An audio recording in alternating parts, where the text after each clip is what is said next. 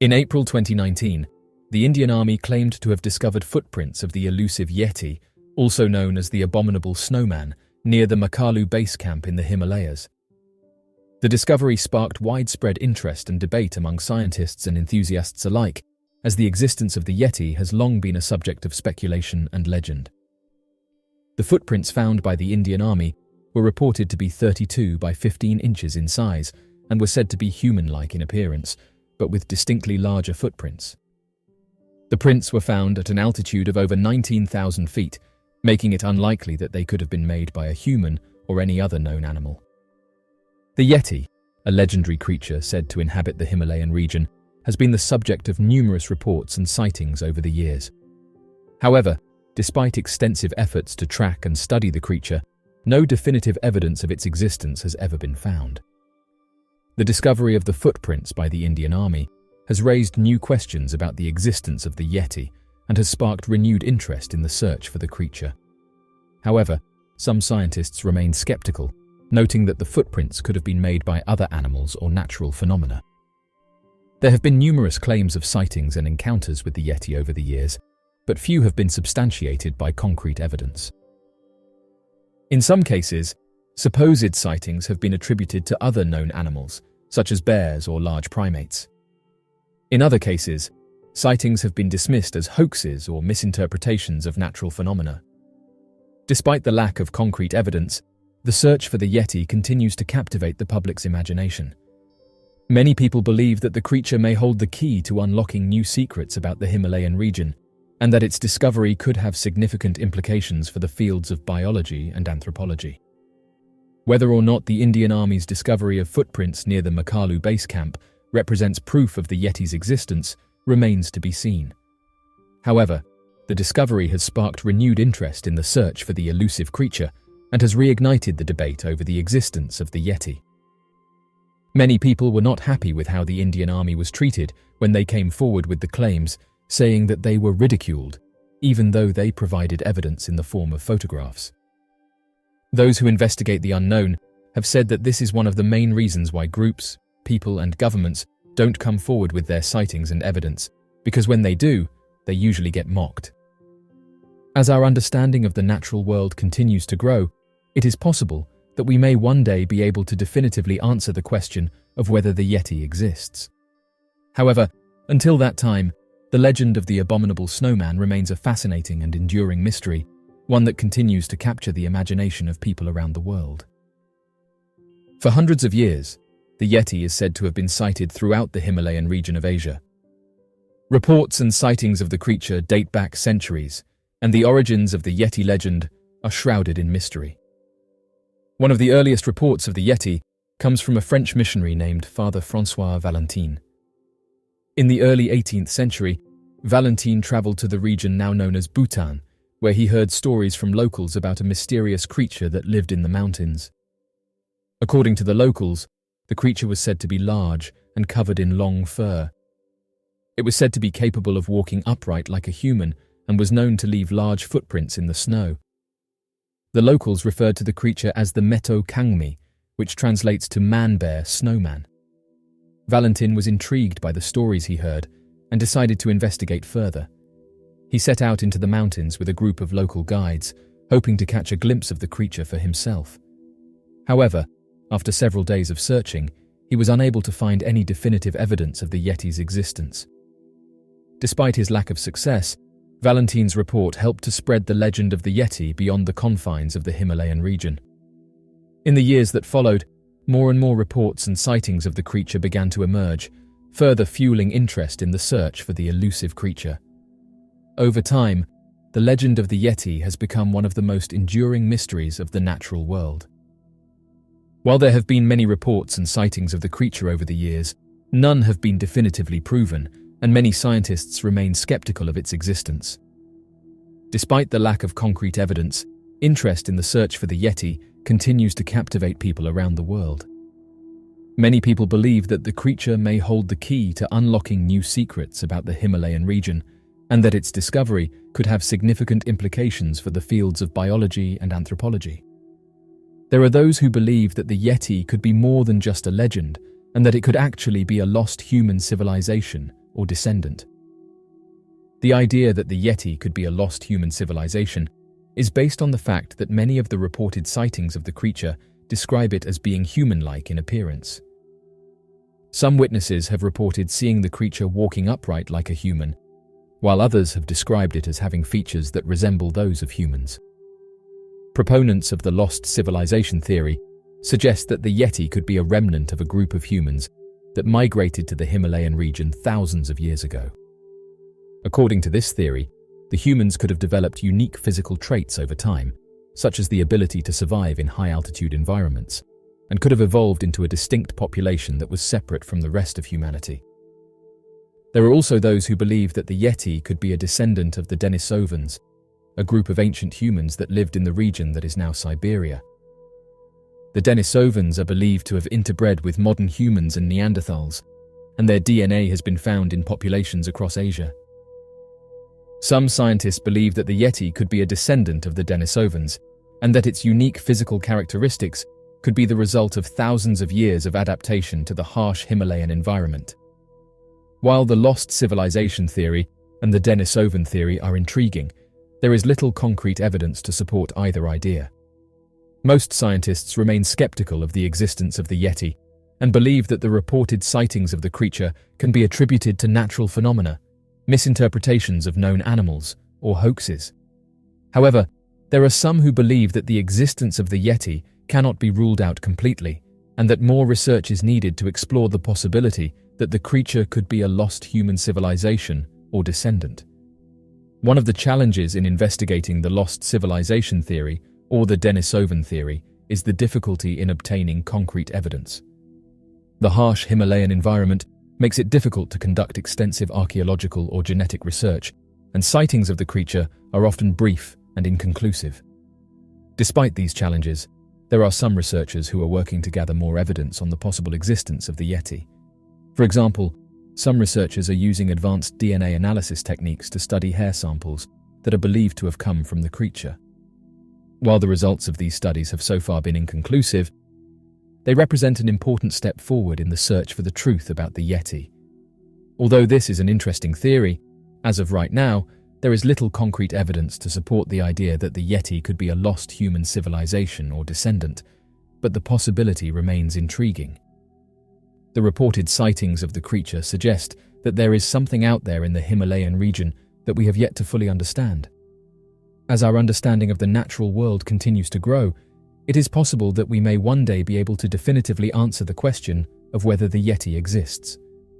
However, until that time, the legend of the abominable snowman remains a fascinating and enduring mystery, one that continues to capture the imagination of people around the world.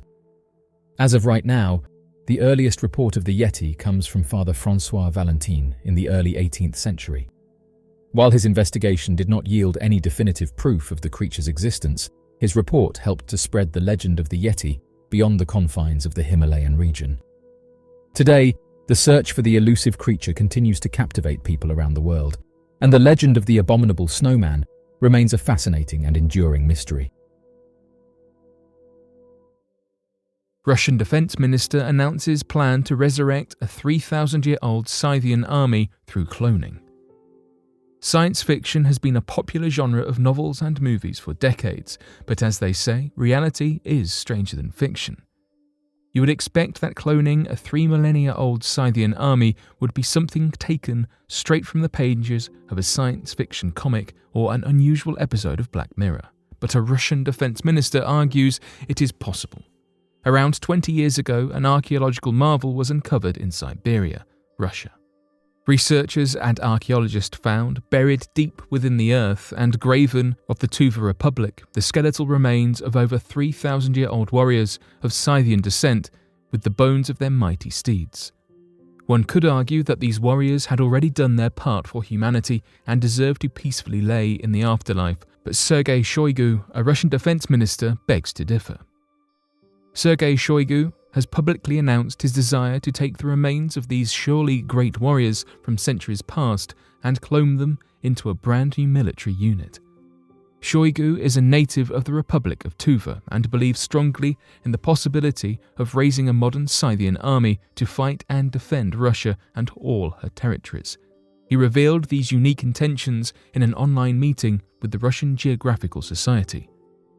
Alongside being a powerful member of the Russian Defense Committee of the government, he is also allegedly close with Russia's president, Vladimir Putin, and the two are supposed allies when it comes to governmental matters. As a result, there is a strong likelihood that Shoigu's ambitions will be funded or at least carefully considered before being cast aside. The Siberian permafrost allows for the preservation of DNA, which would make obtaining the Scythian DNA challenging but not impossible should they be able to find a chunk of surviving organic matter. For spiritual reasons, when the excavations of the Scythian warriors are planned, Shoigu has demanded that local shamans attend the excavations to appease the restless spirits of the Scythians and to try and gain their spiritual permission to clone them from the afterlife. It is believed by both Sergei Shoigu and many local people of the Tuva that otherwise the spirits of the warriors will be angered and rain terror on the living. If successful, Shoigu would be able to create an army of the living dead. However, some argue that the wild claims are not meant in true sincerity, but to play their role as a distraction that Russia recently sent out 100,000 of their soldiers to Ukraine's borders. When asked about how the excavations are going, Shoigu responded with, "We have conducted several expeditions there already. It is a big international expedition." Shoigu has also made various references to the infamous case of Dolly the sheep as proof that cloning is within the realm of possibility. There is no way of knowing how sincere the Russian ambitions are, or if they are actually planning on resurrecting this classical army from their buried tombs, but there does seem to be reports of legitimate research being conducted related to the science of cloning and archaeological diggings. Lost Renaissance masterpiece, discovered hanging above woman's hot plate, sells for $26.8 million. Sometimes things that are lost are hiding in the most unlikely of places, and occasionally they are even hiding in plain sight. This was the case with the recently discovered Renaissance artwork that had been considered lost to history. Philomene Wolff, a Parisian auctioneer, was tasked with evaluating the contents of a 90-year-old Frenchwoman's apartment in Compiègne, and was immediately drawn to a small, old-looking piece of artwork that was hanging over her hot plate in the kitchen. She immediately knew that the painting, which is about 10 inches by 8 inches, was something special and suspected that it was a work of Italian primitivism, but had no idea exactly how valuable it would turn out to be. Wolff took the painting to Eric Turquin, an art historian with a track record of identifying difficult or long-lost works.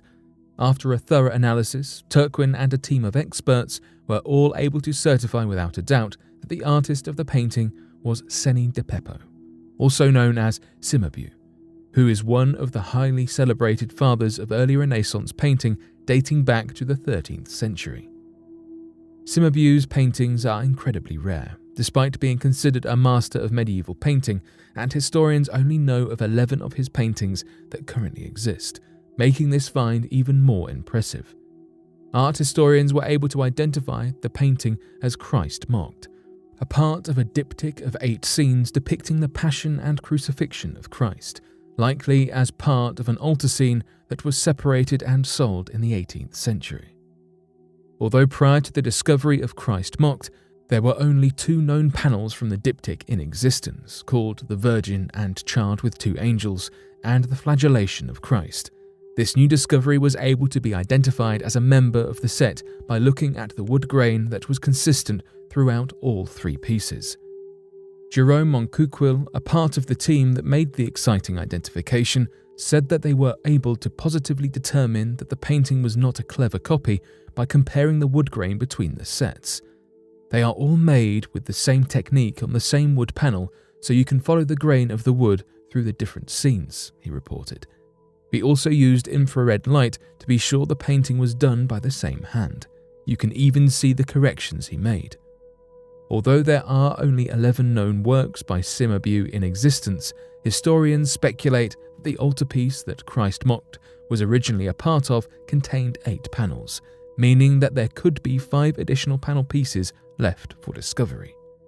The owner of the apartment where the painting was unknowingly hidden away was elderly and moving out of her apartment, and she had no idea that she had an incredibly rare and valuable artwork in her kitchen. She told reporters that she had thought it was a Greek icon painting and that it had been in her family for as long as she could remember. Despite having been hung over a hot plate used to cook food for all those years, experts reported that the painting is still in excellent condition, apart from minor accumulation of dust. Considering the fact that the painting was made around the year 1280, it is truly impressive that it was able to remain in such good condition for all this time, and reminds us that you never know what might be lying in wait in some nondescript place for the right person to come along and uncover it.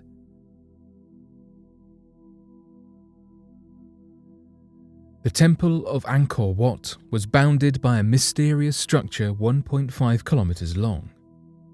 In December of 2015, it was discovered that the world's largest religious monument is actually even bigger than we once thought, among other brilliant insights provided by this research team. The Temple of Anor Wat, located in Cambodia, Southeast Asia, has been thought of as the world's largest religious monument for hundreds of years, having been built in the 12th century, once at the heart of the Khmer Empire. Bringing a modern twist to this knowledge, however, is the work of a team of Australian archaeologists who have found we can actually expand the recorded size of the temple thanks to their use of ground-penetrating radar whilst investigating the Angkor Wat complex. The research mission, dubbed the Greater Angkor Project, was led by Australian researchers, Professor Roland Fletcher and Dr. Damien Evans, who work with the University of Sydney. Their investigation revealed more components to the temple than we had previously known of, as well as the complex being bounded on the south side by a large structure, adding to the previously recorded size of this record-holding temple. When speaking on behalf of the team, Professor Fletcher said this structure, which has dimensions of more than 1,500 meters by 600 meters, is the most striking discovery associated with Angkor Wat to date. Despite this being a fascinating finding, there is still plenty we are yet to uncover. To date, the purpose and function of the structure remains unknown, and we are yet to find a parallel or otherwise similar structure in any other Angkorian works.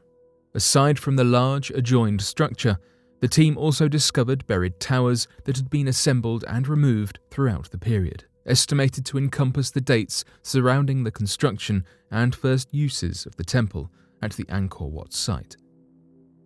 Even more new information has come to light as a result of this investigation, challenging the misconceptions surrounding the temple.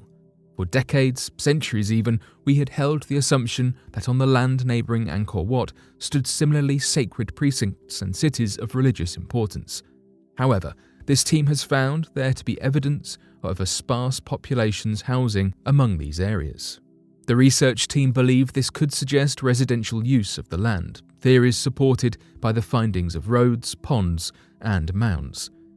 Current speculation says that these were all used by people working within the temple, in positions of service, largely such as priests. Another fascinating revelation made courtesy of this project is the discovery of wooden structures, having been created to secure and strengthen Angkor Wat. Archaeologists predict that these wooden structures have been implemented towards the more modern end of the temple's history, leading Dr. Fletcher to describe it as a possible last attempt at defense, an opinion expressed through his statement. Angkor Wat is the first and only known example of an Angkorian temple being systematically modified for use in a defensive capacity. The placement of these defences on a more modern timeline, estimated between 1297 and 1585 AD, suggests that the addition of the defences could have been in an effort to resist the growing influence of the city Ayutthaya, a city nearby. Dr. Fletcher summarised with the concluding thoughts: either data makes the defences of Angkor Wat one of the last major constructions at Angkor and is perhaps indicative of its end. This relatively recent insight into a temple so long out of use points to both the complexity of human civilization and the momentous discoveries that continue to lie ahead of us, and the abundance of new leads and information to have come from one research team is a true testament to their important work. Denisovan's DNA reveals mystery of human evolution. We have long had an interest in those that came before us, and while the Neanderthals are spoken of somewhat with frequency, the Denisovans were only found to have existed in 2008. This recent discovery of their ancient existence has led to many shifting details in our understanding of human evolution. They have made an appearance in our archaeological field and have left a trail of new research in their wake. Even following their finding in 2008, our timeline stood to be corrected, with us believing they existed just 50,000 years ago. As of 2015, however, we found that this number was far too limiting, and that, despite initial understandings, the Denisovans had been hanging around and walking the Earth for what could easily have been tens of thousands of years longer. This age correction was the result of speculations surrounding the true age of some fossils that were key in understanding this species. DNA from the species was tested, obtained from a tooth fossil found in a southwestern Siberian cave. From this tooth fossil, alongside the other somewhat limited data we have so far on this species, researchers have been able to conclude that the Denisovans were more accurately walking the Earth a staggering 110,000 years ago.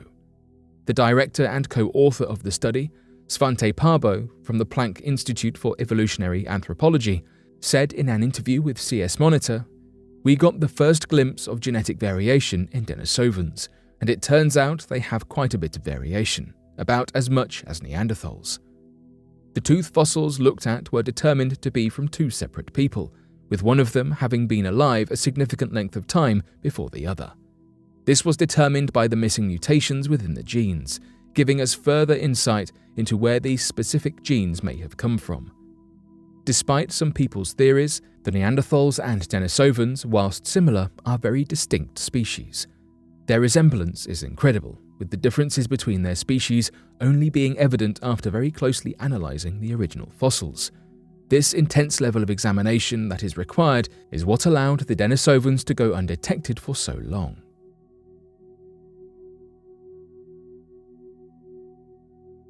But what do you make of these recent discoveries?